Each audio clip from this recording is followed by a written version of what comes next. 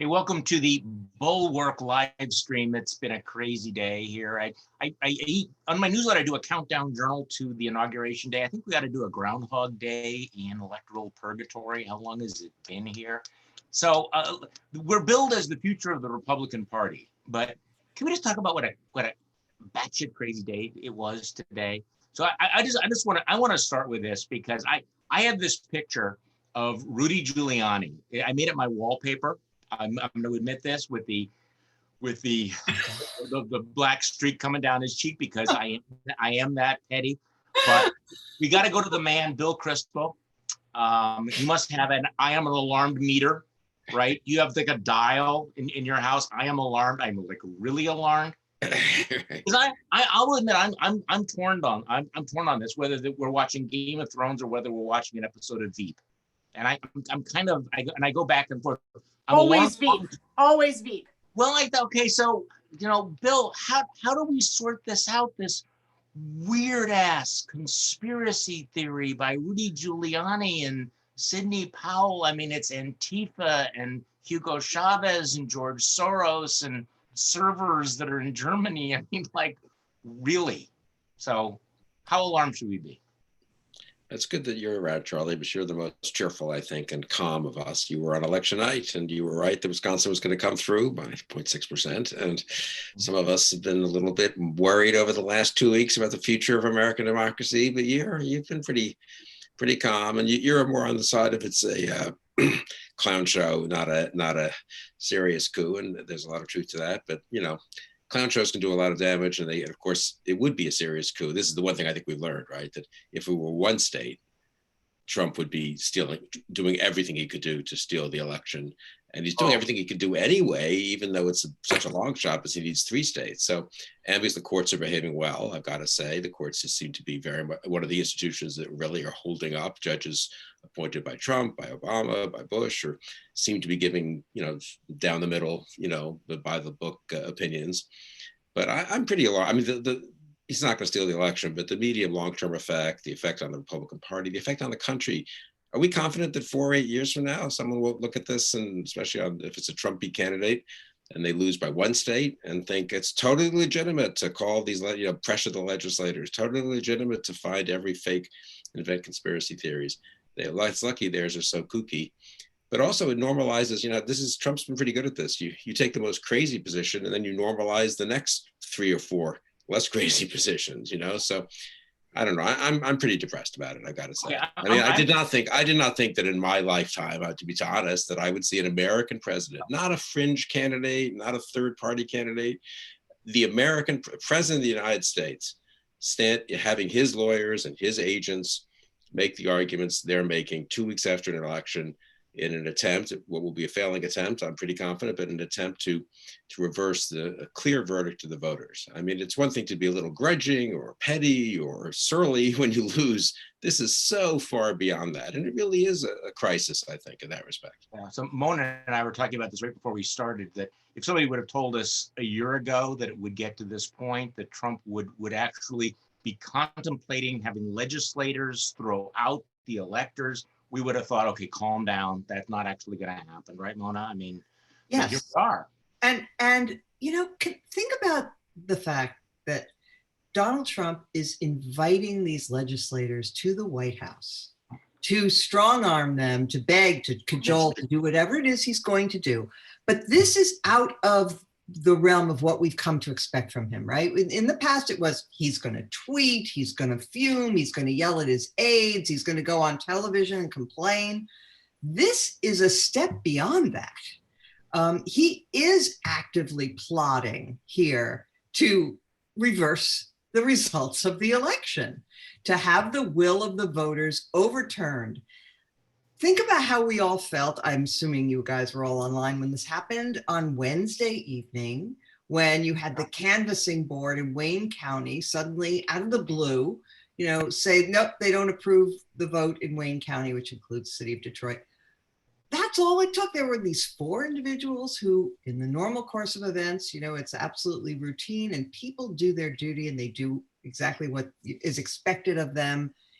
In this era, we realized, scanning through Twitter that night, that it's actually not so stable, that somebody like Donald Trump can influence the canvassing board.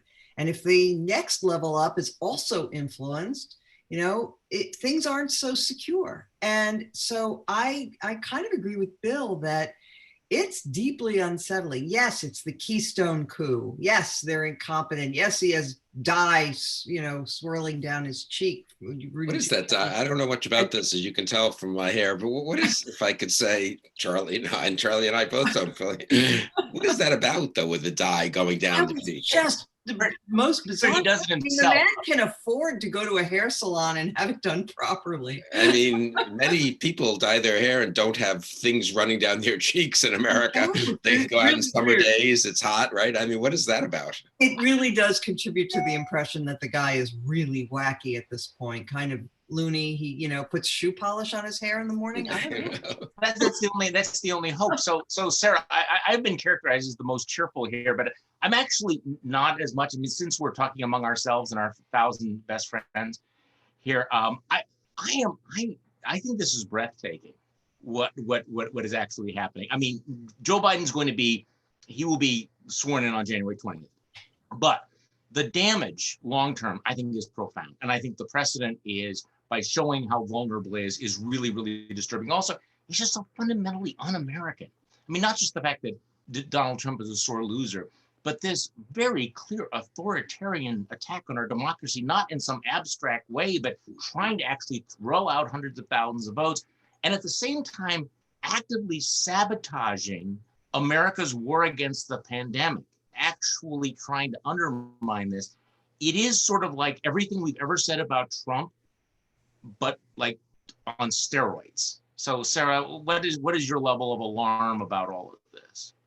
My level of alarm is higher than it's been, but the reason is not because of Trump. So I am always shocked but never surprised by Donald Trump. And it is the thing that I always undershoot is the integrity of elected Republicans, because listen, I've been having these conversations. I've done scenario planning. I've been part of lots of democracy groups who are looking at ways that Donald Trump could do these things.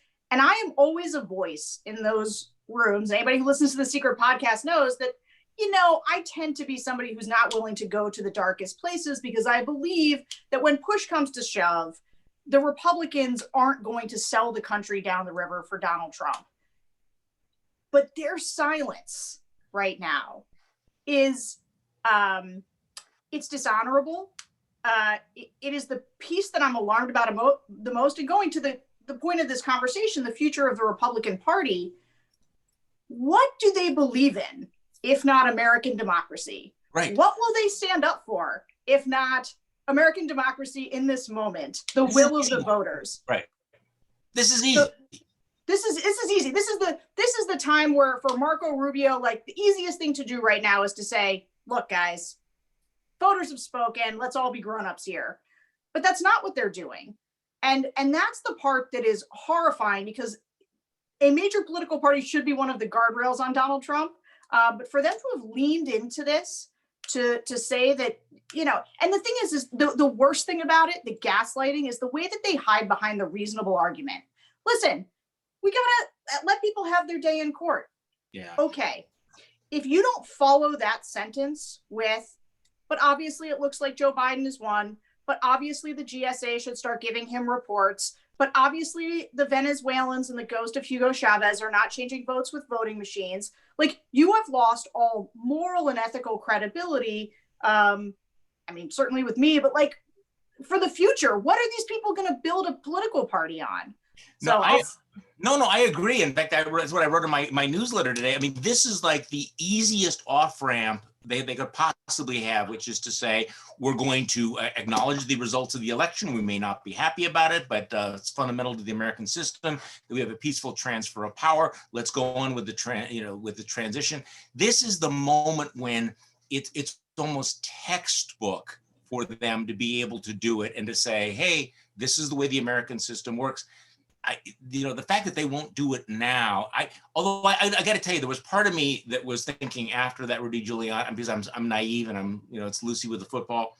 I was thinking, if any of them are watching the Giuliani press conference, this is the moment they go, okay, we're out. This is just crazy. This is nuts. It's gone too far. But you know, they're kind of waiting for something, right, Mona? I mean, they're waiting for some excuse for them. They're waiting for the certification, or they're waiting for the Electoral College. And it's becoming increasingly obvious that Donald Trump is specifically trying to sabotage that. So the question will be, will any of them stand up and say, okay, it would be deeply wrong to have Michigan throw out millions of votes and give its electoral votes to Donald Trump. It would be wrong to disenfranchise the voters of Pennsylvania. This seems like an easy thing to do, but right now it's kind of hard to imagine them doing it, isn't it, Mona? You know, if the conscience is a muscle, theirs have completely atrophied after 4 years of Trump. And so they don't even have the architecture to do this. And, you know, anybody who thought that post-Trump, the Republican Party was going to do some sort of snapback to its previous incarnation, I mean, should be disabused at this point. They are utterly and totally supine and corrupt, completely top to bottom. All right, with the exception of Brad Raffensperger and Mitt Romney, one or two others. But, and God bless Brad Raffensperger, by the way. I mean, just a reminder that there are people with just some modicum of integrity left in the Republican Party. And he has more than a modicum. But no, it's, look, I've been saying over the last few years that, and Bill also makes this point, that Donald Trump by himself couldn't corrupt democracy, couldn't destroy the things we believe in, but with the connivance and the full cooperation of a major American political party, the danger is very real. And that's the story here, is the corruption of the Republicans. Well, that phone call I just got was, I could just report, was from someone in Michigan who's an anti-Trump Republican who knows all those people, the Speaker of the House there and the Majority Leader, and thinks reasonably well of them, thinks they don't want to do this. They would sort of actually prefer not to come to Washington tomorrow, but apparently his word, at least now, is that they are planning to come. They know it looks terrible. They know it's inappropriate, but they sort of don't want to get just hammered for the, you know, the impoliteness even of giving the president a hearing. So they're going to go and I guess meet with her. I mean, you think about this for a minute. This meeting in the White House has me really spun up because it's so, maybe you just talked about it in the 5 minutes I was off, but it's so unbelievably inappropriate. And they're going to go, and I guess who's going to be in the meeting? Just the three of them, and what's going to be said. And they're going to hopefully say, oh, that was a nice meeting, and then come back and do their duty and stay out of things in Michigan and so forth. But, you know, it's interesting. Someone pointed this out on Twitter. This was intelligent. I thought, flying to the White House? I mean, people are canceling travel because of COVID. You know, they got other things to do. What's that about? Why fly to the White House? Trump is not. What's that? You made the point. They're not summoned to the White House. Right. They're but why? But no Trump wants to show his strength. You know, if you're the autocrat, people come to you. It's like you summon your staff. He's treating them. They're the state legislators elected by their constituents in Michigan. He's treating them like, you know, you summon a staffer or a cabinet officer to the White House, right? You don't summon independent officials. But someone else made the point that you know, why not make a phone call, right? Zoom, right? That works. Because he's scared it could be recorded. Well, he's figuring he learned his lesson in Ukraine. He's going to also, you know, be impressed with the White House and the trappings and exactly the Oval Office, the Marine Guards, and all of that. So he's going to meet to try to.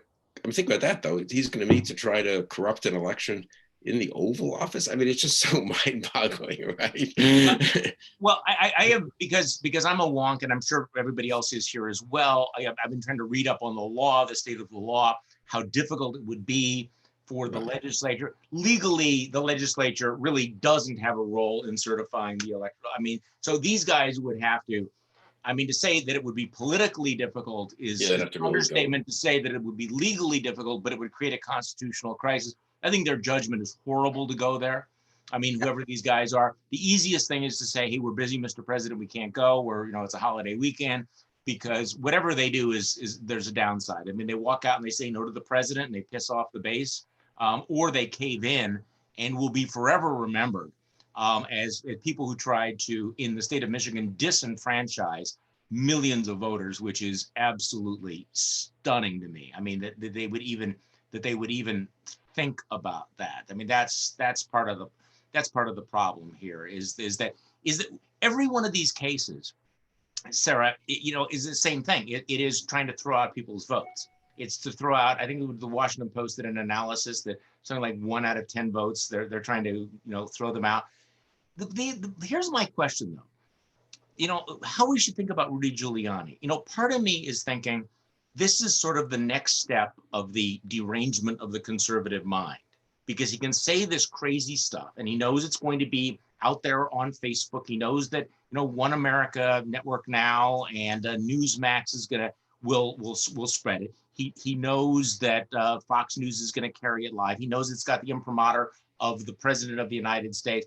On the other hand, he's so ridiculous that it undermines, if they actually had evidence of problems, isn't he discrediting any reasonable approach? I mean, let's say that there are some questions, which I don't think there are, about how the mail-in votes were cast. How do you take it seriously after that absurd show this afternoon?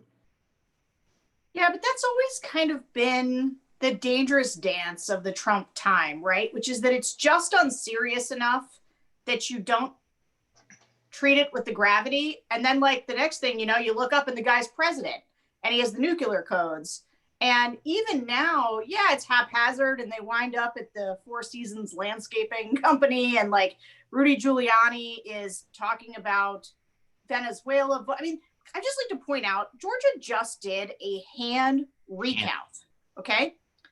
And it was, they did find some things. They found some things that weren't uploaded. It ultimately didn't change, very much in terms of the margin. It worked exactly the way a recount does. But the hand count matched the machine count, which means, within like the acceptable margin of error, which means the machines were not changing votes. And right. like Rudy Giuliani is spouting lunacy. And we laugh at it because it is so crazy. But when you see that there's a significant percentage of the country that does take it seriously, that is retreating from Fox News, because I was watching Fox News today and like Jonathan Turley, who has basically been totally horrible, was doing commentary after the Rudy Giuliani thing and was like, so that was insane. I mean, he didn't quite say that, right. But like that was his affect watching it. That was something. Maybe Dominion Voting Systems is going to sue them for defamation because this is a crazy thing to say. And so what do people do? They don't like to hear that. So they run to like OAN and or Newsmax. Mm-hmm. And so, we sit here and say, and I saw someone like Noah Rothman tweets something, who says like, well, why would anybody take this seriously? This is so absurd. Okay, well, it's all absurd up until the point where the President of the United States, who has his hands on the levers, is able to do something horrible. He is going to use his office to bring in legislators. And Michigan is such a crazy one to pick too. Biden won Michigan by like 140,000 votes, 150. Like it's one of the biggest margins out there. But Trump is going to do what he can. But he thinks he's got an opening because he saw those two people blink, the canvassers, and so he thinks he can get something done in Michigan, and so he's going to lean into it. So yeah, the point is that like this is the whole sort of low cunning of Donald Trump, is that like you don't take it seriously until you're like at DEFCON 1 because it's genuinely serious because it's the President of the United States. This is a great point. How can anybody take it seriously when 70 million people just voted for him? Yes. I mean, you having watched it. Yes. Sorry. Yeah. I mean, you cannot not take it seriously. And I know that you're never supposed to make these analogies, but look, everybody at the beginning, this is a true fact. Everybody at the beginning thought that Mussolini was a big joke. I mean, with his strut and his affectations, and we were going to have a new Rome and all of that. I mean, the sophisticated people thought that he was a joke. And, then you turn around and he's the dictator. And look, I mean, again, our country is different and we have these backstops, but it's not crazy to say, look, Rudy Giuliani was appearing in a court of law this week, right? By the way, let me just say a word about courts of law. that has been one thing that has been gratifying during this whole process, is to see that there are still places in America where you cannot get away with the crap, and where, you have to have your facts. And Giuliani apparently has not been before a judge in something like 30 years as a lawyer. And though he may soon be as a defendant, but in any event, he had no idea what he was doing. None. The judge mentioned, what standard of review are you asking for? And he said he didn't quite understand what that meant. And he referred to things that were not part of his case, and on and on and on. And they keep backing off from their allegations of fraud. Right. Twitter, they say it's all about fraud. And then in case after case after case, the judge says, are you alleging fraud? Right. And again and again and again, the Trump lawyers say, no, this is not about fraud. They back off. Because if you lie to a federal judge, you're in contempt. So, there, in that situation, the kind of lying that you do every day at the White House doesn't fly. So anyway, the Noah Rothman point about how can anybody take this seriously, as 70 million Americans just did, and the entire Republican Party, with very, very few exceptions, does. And so we can't say, a romp and a frolic. It's not. Well, 77, that Monmouth poll showed 77% of Trump voters believe that he won the election, that Joe Biden his win is fraudulent. So Yeah. This is not trivial. What I was thinking of, Sarah, when you said that, it was a flashback to 2016, where the justification for all the cable channels for carrying all of the Trump rallies was people are going to watch this and go, this is crazy stuff, right? Yeah. He's lying, he's lying, he's lying. There's no way that they're going to take him seriously. And then we wake up and he's the president of the United States. So yes, and there is this competition now in the conservative media right now. People need to understand this. There's this cannibalization going on. Who is the Trumpiest? So if Fox News says, yeah, this sounds like it's batshit crazy, there's a Newsmax or there's an OAN that is prepared to try to compete for those listeners. So there's this constant pull, toward the crazy. By the way, it occurred to me today, Bill, that somewhere Alex Jones must be awfully pissed, because he used to have the franchise for crazy conspiracy theories, and it's everybody else is taking it away from him. Right? I mean, you watch that press conference and Alex Jones got to be going, this is my product. This is what I used to sell on the street corner. And they have moved in. And Rudy Giuliani and Donald Trump and OAN and Newsmax are selling my product to my customers. Yeah, but I think it's a good point. Trump, after the election in 2016, he said over and over that 3 million, 5 million illegal immigrants voted for Hillary Clinton, and that's why he lost the popular vote. And eventually that petered out, and he had a voting commission that could find no evidence of that, of course, at all. But he never paid a price for it. Now, and that's true of so many things, including impeachment, And he paid a price, he was impeached, but then he's acquitted, and everyone kind of forgot about it. And even the Democrats decided, probably correctly, that it wasn't worth flogging that horse through the election campaign. So it basically went down the memory hole. And I'm not saying there's an easy way to make him pay a price unless people hold him accountable, or his own. In the old days, your own party sort of held you accountable, though other elected officials at some point just wouldn't tolerate, especially in a really high office, if some random congressman behaved that way, fine. But that level of just lying and conspiracy theorizing.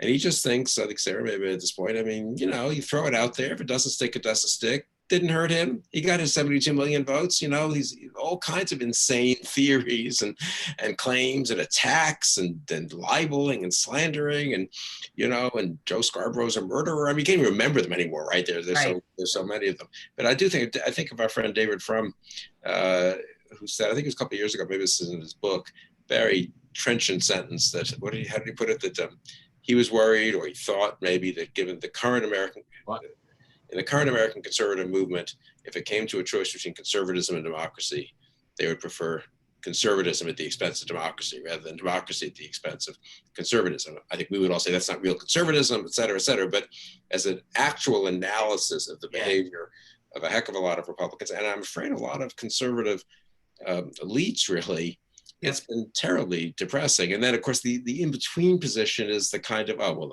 it's vulgar and silly. But there's still not a real willingness to confront what what has been created here and what has been tolerated here and what has been enabled here. And I mean, Mona made the point, but I'll just make it one more time. None of this can happen. I mean, Trump would have been a bad president, in my view, if he'd been elected in the somewhat fluky way he was.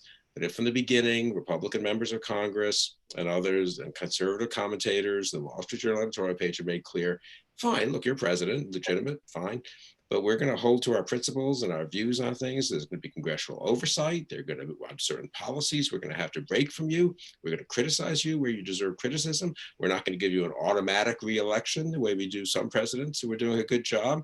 It'll be a different attitude. You know, that would have been, think how different our current politics would be. It was the total capitulation to Trump of the donors, the electeds, officials, the conservative elites that's really gotten us to where we are now 2 weeks after the election. And of course, they rationalize that by saying, well, but the base demands that. But you wonder whether the base might have been a little slower to have gone into the cult if there had been more pushback. I'm sorry, Mona. Exactly. Yeah. And I just want to make a point about the future of the Republican Party in light of what we're seeing, because I don't know if you guys think this, but it strikes me that people like Josh Hawley and Marco Rubio, who think, we get it, that the party has now become more nationalist and populist, and I'm going to change my views on trade and, you know, the role of the government in industrial policy, and I'm going to sweep up all those Trumpy voters.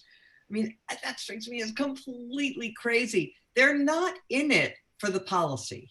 They are precisely in it for the crazy. They like the show. They like the heat. They like the kind of hysterical, not what's going to happen next aspect to the whole Trump show. And the idea that they're going to turn to some you know, wonk.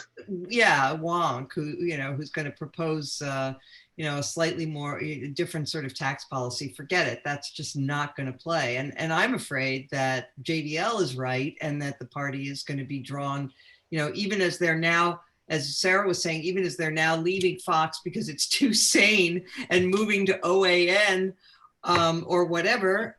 Similarly with their political figures, I think the crazier the better. Okay, so let me ask some specific questions.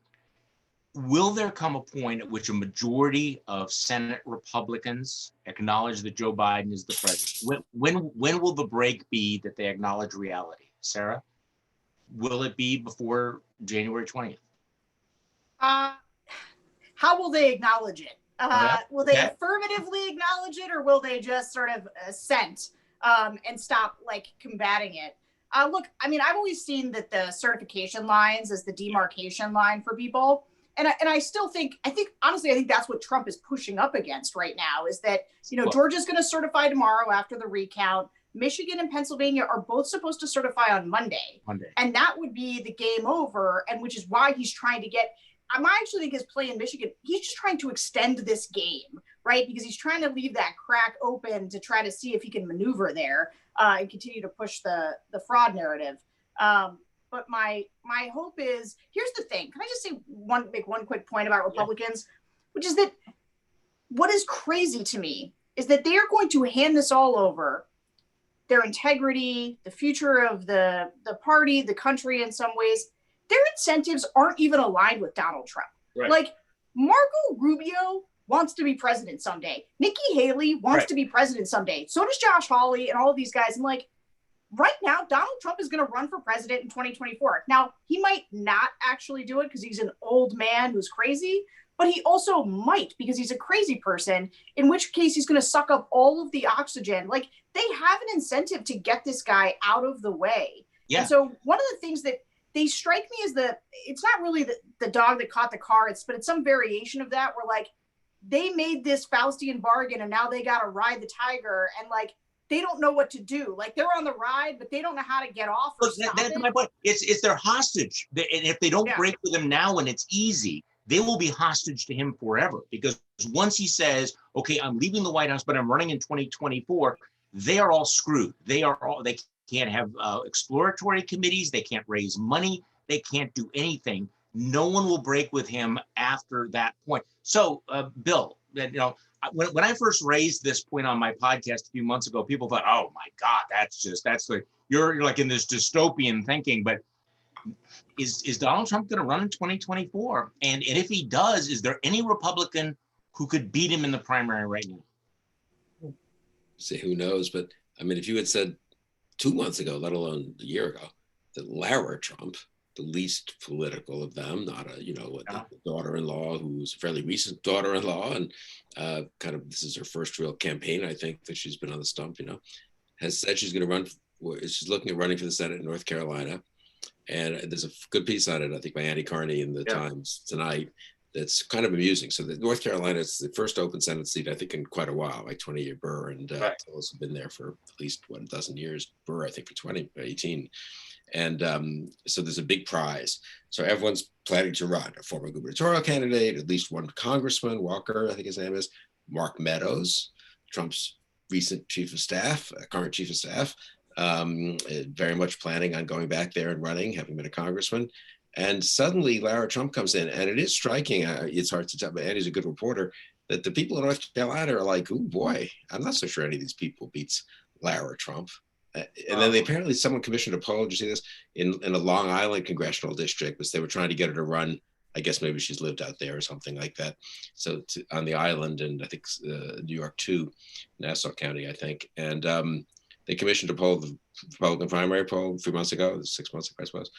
She beat everyone else by 30 points. There was a local state assemblyman. So, I mean, now maybe that fades. I have friends, this one I've debated, as we all have, so many times, and you can argue this one both ways, right? I mean, maybe being ex-president is not the same as being president.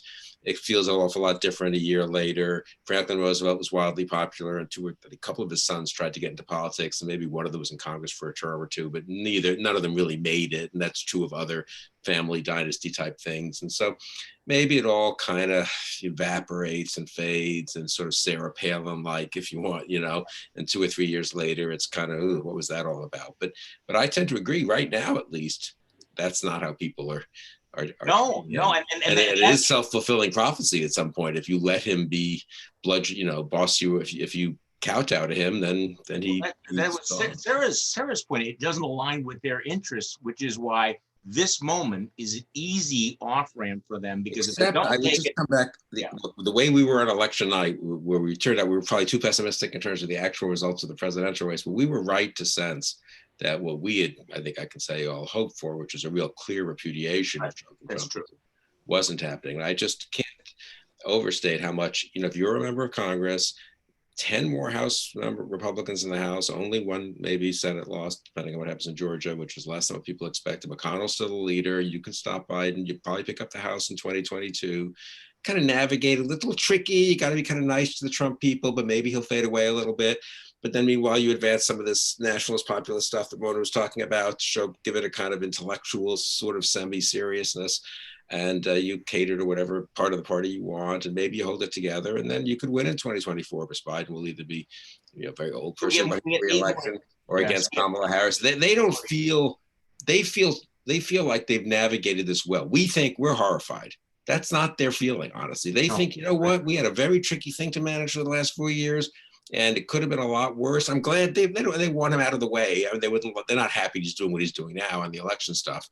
But for them, the risk of taking him on remains much greater in their eyes. Right. It's irrational. Right.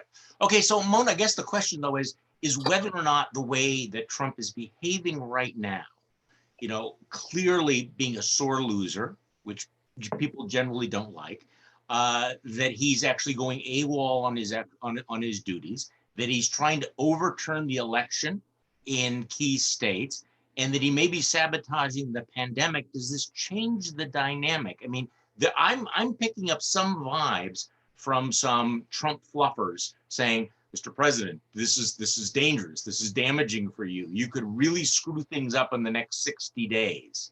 Now, having lived through 4 years of nothing ever matters, does this matter? The way that he's going out? Charlie, you really are a cuck, aren't you? Oh, I think that's been established. There's no question about it. Look, after 4 years of thinking this is going to be too much This is the I thing know. that will cause people to say, all right, Yeah. no, there's never that point. He has to- 200,000 dead Americans, that didn't move me. Exactly. Maybe the next 100,000 dead Americans will change people's minds. Yeah, exactly. No, it's impossible. Look, I was thinking about this as Bill was talking. You know, we've both been around for a while and seen a lot of politicians come and go. And I have to say, I thought that Ronald Reagan was sort of at the pinnacle of popularity for Republicans, but Nothing like this. nothing like this. This is truly a cult, and there's really nothing that he can do that will disabuse people. I've given up trying to Okay, so- explain it. More short term. So let's assume for the moment that the goal, again, assuming a rational goal here, isn't to overturn the election. It is to simply delegitimize Joe Biden. It is to make millions of Americans think that Donald Trump is a victim. What does that mean? And I want to ask you, Sarah, what does this mean for the the Biden presidency? That clearly a lot of this is designed to make it impossible for Republicans ever to cooperate with Joe Biden. So, first of all, do you agree with that? And second, if that's true, what does Joe Biden do about that? Is there anything he does about that? Or is Mitch McConnell and the Republican Party just going to say, what we're going to do is we're going to cut his tires for 4 years. We're going to hope he fails. We're not going to let him name any judges. We're not going to, we'll make sure that we turn down some of his cabinet nominees. We're not going to let him add people to the Fed. We're just going to neuter him because we don't really, our base doesn't think he's a legitimate president. That may be why they do it. It's also because, I mean, this is the point I was going to make if we were going to like really talk about the future of the Republican Party is, but obviously it's all wrapped up, which is like one of the problems with the Republican Party these days. And it goes to like the platform. What was the GOP platform this time? It was one page. Trump. And it was just like, hey, we're for Trump. Yeah. I think the question is like, what does the party stand for? Like, what is its affirmative plan about anything? Does it have a policy agenda around climate change, or do we just say climate change doesn't exist? Does it have something that it wants to do around COVID, or are we just going to say COVID, we're just going to ignore it, not do anything about it? I think that Joe Biden, keep out those immigrants. Yeah, I mean, like the thing is that Joe Biden, look, we're going to live in a Susan Collins, Joe Manchin centrist fantasy, which actually is sort of good for some of us over the next 4 years potentially. And Joe Biden is doing everything right. The guy is saying, I want to work with you. He's saying, Mitch McConnell, I want to find common ground. Like, he is really trying to do it. And so the question is like, does the Republican Party just want to be the party of no, just like bereft of any ideas and not do anything and just be the thing that says no to whatever the Democrats want to do?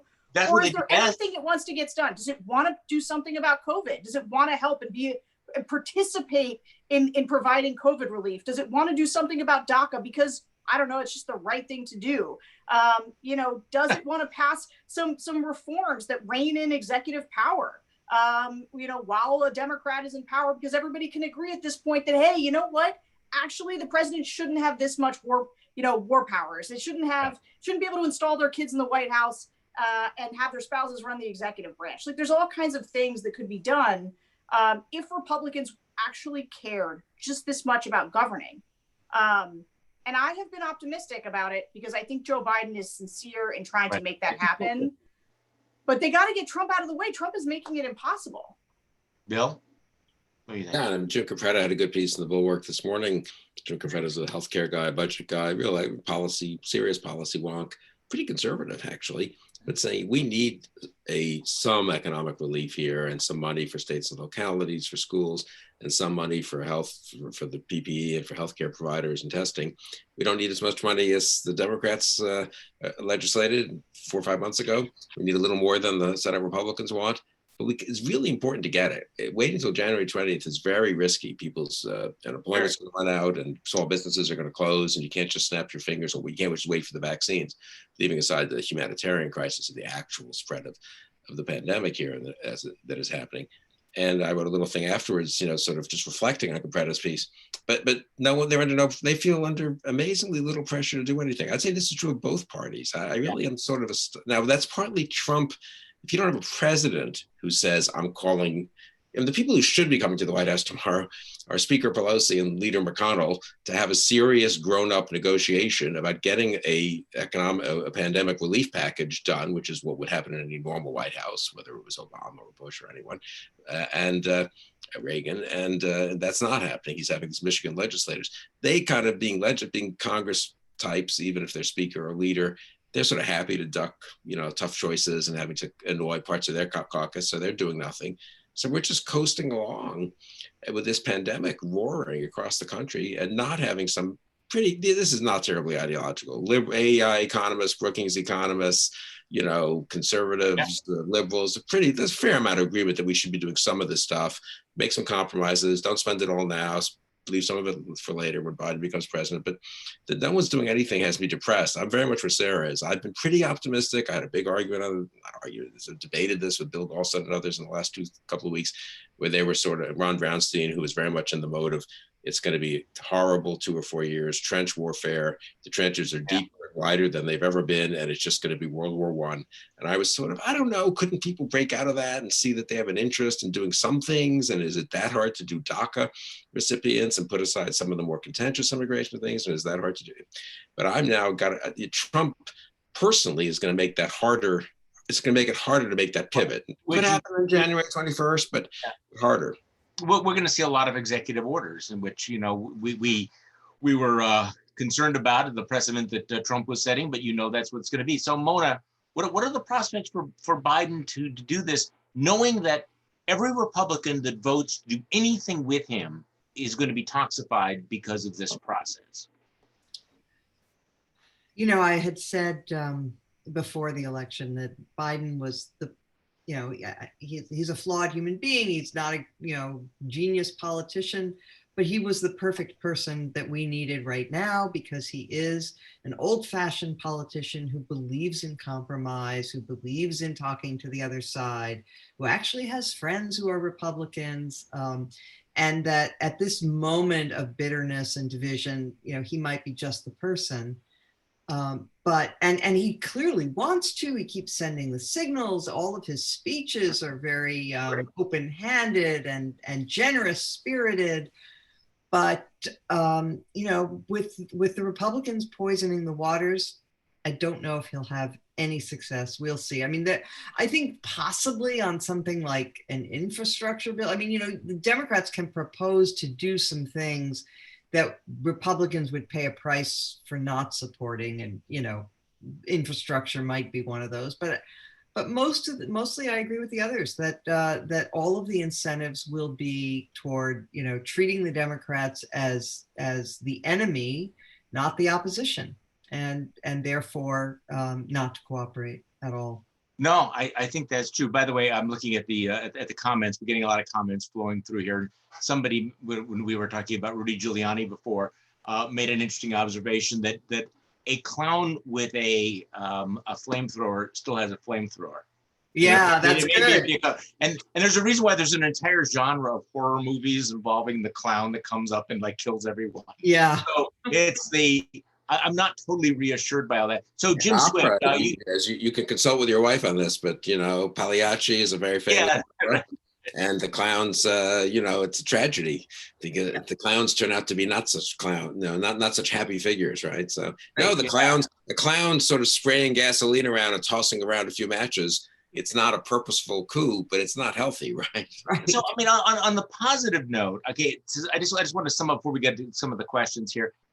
There's going to be a moment on January 20th where Donald Trump is no longer the president and Joe Biden is the president. And that's going to be a moment of incredible relief. I do think it's going to be an incredibly hard slog. I think you cannot overestimate the degree to which the Republican Party will be invested in obstruction, but at least Donald Trump will be gone.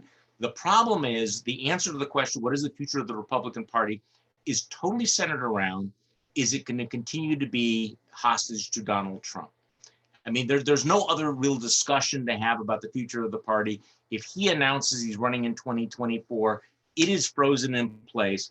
And, you mentioned, Sarah, the tweet by Noah Rothman. I thought the column by Mark Tyson in the Washington Post was extraordinary. He's been kind of an establishment Trump fluffer. He's trying to ease Trump out of the White House, telling him, just be gracious and, show up and everything. And then you can set up and you can run in 2024. And I'm thinking, so what he's basically saying is, okay, Mr. President, you can continue to lie about the election, build your political future on a lie, and then you can come back as president, as the 47th president. To imagine someone who has lived through the last 4 years, who's watching this spittle-flecked meltdown that's going on right now and saying, I want him to dominate my party for the next 8 years. That's really hard for me to get my head around. And yet he's a serious person because his columns are published in the Washington Post, right, Sam?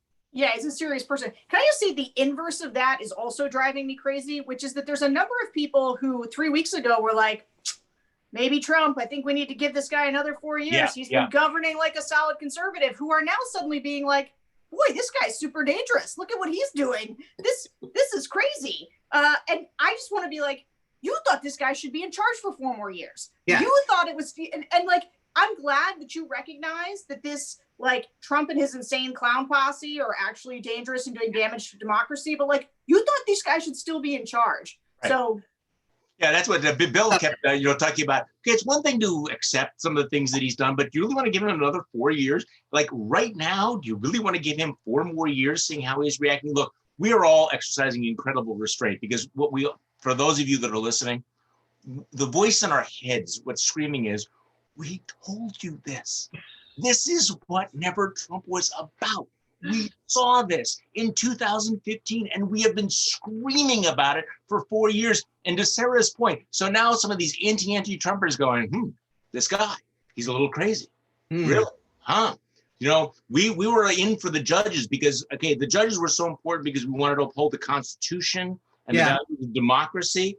So how's that working out for you folks? Okay, so I'm sorry, Jim Swift is looking at some of the questions. Is there a theme to the questions from our audience? Because I'm watching this and there seems to be, there's a lot of interaction going on from Bulwark Plus listeners who are following us tonight. Not entirely too much JVL love in the comments, I must say. Is that right? Well, why isn't JVL here? Is he just being morose? He's been hanging out in the comments, doing the JVL's always right routine. Yeah, JVL is undermining the democracy of our comment section.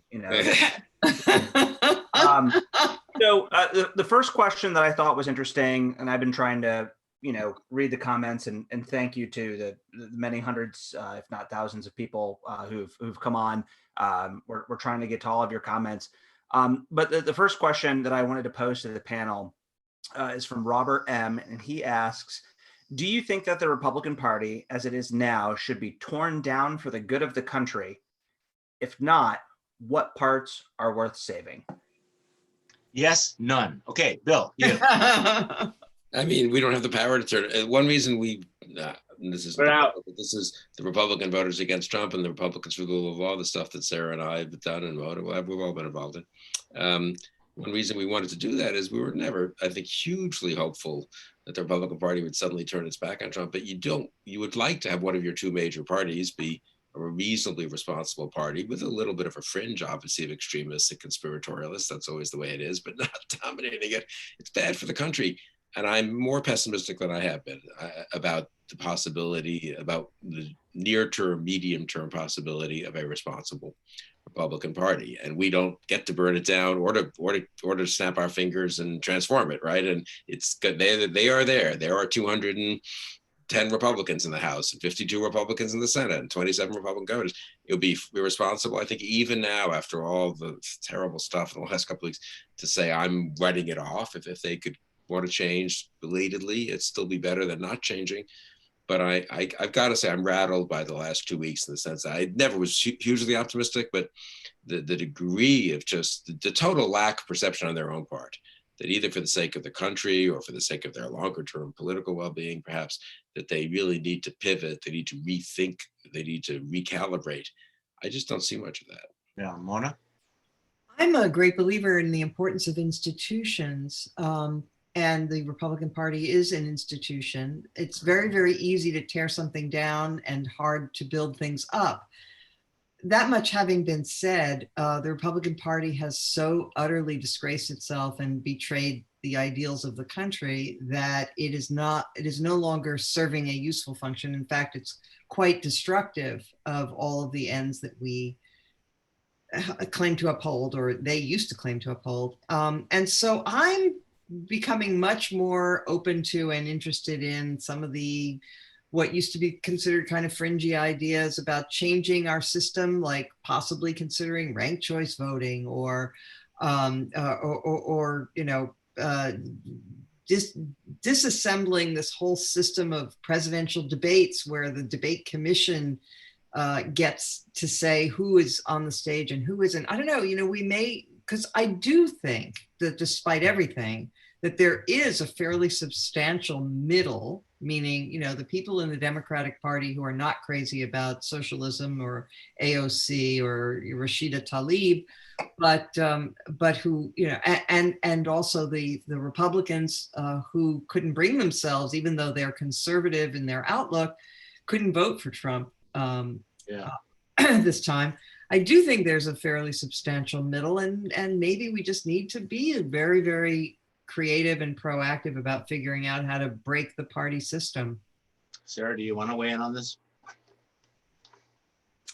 There's a lot to be said about political parties and their relative utility. I mean, in some ways, right, they're too weak to not be hijacked. You saw both the Republican Party get hijacked, the Democratic Party almost get hijacked, both by people who weren't even members of that party. That belies their weakness, but it belies their strength that nobody else can really break in, right? There really hasn't been a third party, and they're always perceived as a spoiler.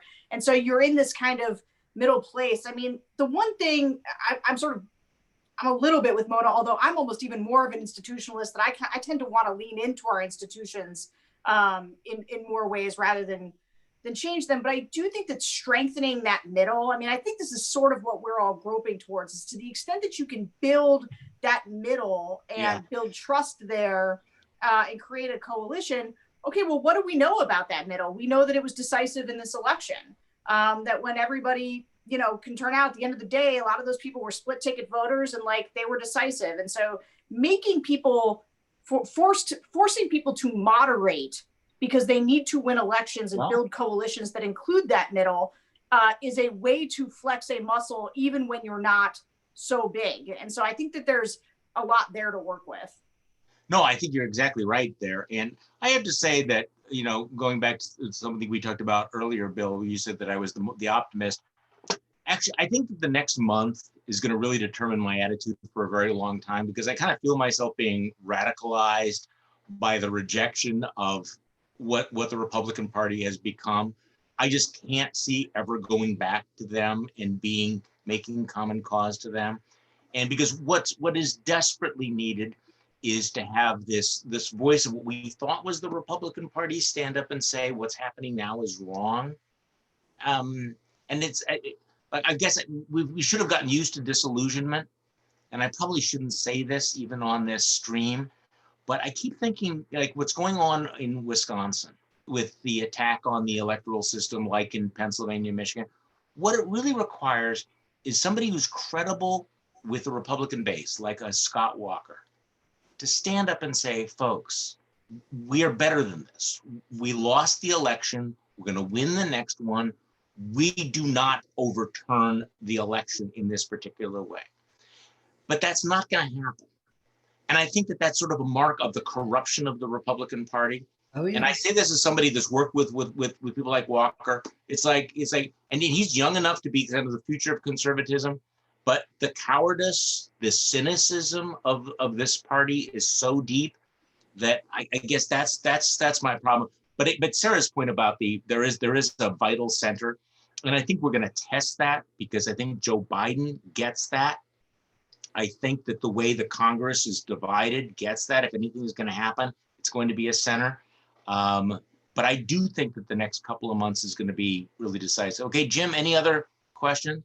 Yeah, reader Greg Drewski, I hope I'm pronouncing that right, makes a point that is a little bit similar to what Brendan Buck made today on your daily podcast, that educated voters care about competence, and they have a finite threshold for incompetence. So Greg asks, what happens to the GOP when people finally figure out that it's a con? He makes the allegation or analogy that it's sort of like Detroit getting caught flat-footed when they were making big vehicles when gas prices went up. At some point, people have enough. And if you are not on the right side of that ledger, you're going to be stuck with a bunch of heavy trucks. So what's going to happen to the GOP if it keeps, postponing and postponing getting its act together, regarding the election? And could it be worse than what's happening right the freak now? Right. Yeah. But Is there some moment where we go, okay, it's really bad now, worse than it is at this moment, November 19th, 2020? I've come to believe that voters don't really punish politicians for anything except losing wars and bad economies. Everything else, you can trash our political system. You can behave like a 2-year-old on a tantrum. You can spit and whatever, and none of it matters. The only thing they care about is the economy and losing wars. And it's a very good idea to win wars. That's good for people's popularity, for leaders' popularity. But I don't know. Is that too simplistic? No, it's not. It didn't help George H.W. Bush. Okay, so we're out of time here. Early. Yeah. So final thoughts on any of this stuff. Today's clown car, the future of the Republican Party, which may be a clown car. Sarah Longwell, then Bill, then Mona. I think you're catching me at a very low moment, in my opinion, of the Republican Party. So I don't have my typical optimism about how things could go. I do think that we should all start demanding more of these people. I think that there's a thing that we do, right, where we're very cynical now. We've lost faith that any of them are going to do the right thing. But I do think that, just for anybody listening, it is worth all of us starting to say, Pat Toomey, say something. Yeah. This is one of those moments. Donald Trump bringing these people to the White House to actively put his hands on people to try to shift this election is outrageous. And we should demand more of them, not set our expectations like they'll always disappoint us. Even if they will, still we should demand better. Okay, Bill. No, that's well said. I guess my only caveat to our whole discussion, which I think I've enjoyed and learned a lot from, history is very contingent and very flukish, and Trump didn't have to run and didn't have to become president. And maybe if 77,000 votes had gone differently, we'd be having a very different discussion now and so forth. So, things could go in weird directions, and we shouldn't be probably too fatalistic or too much. And maybe his leaving office will be an inflection point. Maybe something will happen halfway through the 2021 and Biden will do X or Y and the Republicans will do Y or Z, and the whole thing changes and we're in a very different world. So for better or worse, honestly, but I do think history, we should just not be fatalistic, which I then take to Sarah's point, which is that's why one fights and one makes one's arguments and one thinks about how to create new things. Mona's right. It's been very hard to bust the two-party and Sarah's at this too, the two-party system. But I don't know, a new center that could work with people in both parties, maybe have some candidates, some candidate recruitment in both parties, maybe some independents, maybe some rules changes, maybe, I don't know. I think it's a fluid and uncertain situation. Right. Mona. I'll just leave us on a slightly happier note, which is in 2017, I was part of a sort of group that met in Washington to mull over the horror of what was happening around us. And very impressive young woman named Sarah Longwell was part of the group, and she asked to have lunch, and we had lunch, and she said, we have to do something. Let's build something. Let's do it. Let's make a change. Let's do something. And, she did. And as we were just reflecting earlier, those voters who were Republican on the down ballot races, but voted for Biden for president, arguably made the difference this time. And what a difference. All of us had felt that this was an existential moment. And so deciding to do something can actually have an effect in the real world, and no matter how cynical or depressed we are about the state of things. That's the lesson I think that we should not lose sight of. No, I think that's great. And so my closing remark is this has been a clarifying period of time for all of us because it's made us question, what we believe in. It has exposed some of the, I think, problems and the fragility of American democracy. We would not be sitting here. This group would not be together if it were not for what we have been through. So speaking of contingent, Bill, none of us ever imagined that we would be doing all of this. And I completely agree. I think you look at Joe Biden winning Georgia again. He won Georgia because of Republican voters against Trump. He won Georgia because of the suburbs. That is the story.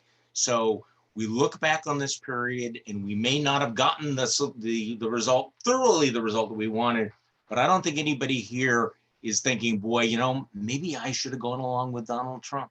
Maybe I should have thought that this was a good thing. So, and again, thank you all of you who have joined the Bulwark Plus. We are continuing this fight. We are this small band of brothers and sisters, but I think that we have made a significant contribution. I think one of the things we've realized, though, is the fight is not over. It continues. And we're so grateful for your support. And we're so grateful for you joining us tonight on this live stream. Thank you. Great job, Charlie.